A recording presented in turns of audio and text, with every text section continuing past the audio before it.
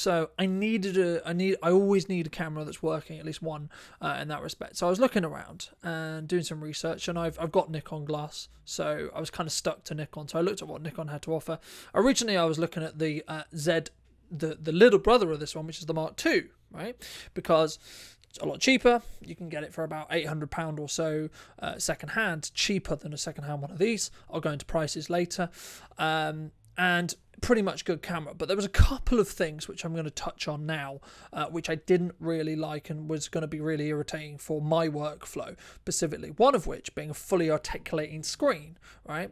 You'll see this quite a lot where people should look into the lens directly and make eye contact with that audience or your audience that I'm talking to. But also, for me, I like to be able to monitor what I'm doing, but also because I do a lot of hybrid shooting in regards to how I go about filming and what I go about filming. So I'm shooting a lot handheld. Some of the time I have to hold the camera above my head, and one of the keys in being able to do that is being able to tilt that screen so I can see and frame up still and keep that framing. So for me, I think it's really, really important to have a fully articulating screen. So that's very, very key for me. Number two, I also do wildlife filming quite a bit.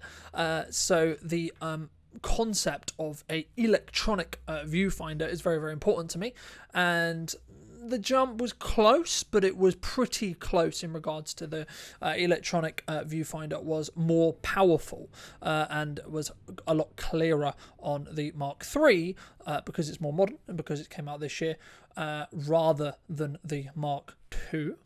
So for me, this was kind of a combination. I was going to end up buying a new camera in the new year anyway. I had a budget in mind, had an idea in mind what I wanted to spend. So I was looking on MPB and I found a Nikon Z6 Mark III, which is this exact camera, and I found it for about £2,000 second hand, right? Now I was like, okay, that's what I kind of want to spend or what I'm roughly looking to spend on a camera. And the issue was, or the conversation came, I popped into town, had a conversation with a local camera shop, shout out to Castle Cameras, and they were running a Black Friday deal. Suckler for Black Friday deals. The thing was, I could have got, and I did end up getting this camera for around, I think I ended up spending about 2,300-ish with the adapter, but without the adapter, just body, I think if I remember correctly, it was £2,088 specifically.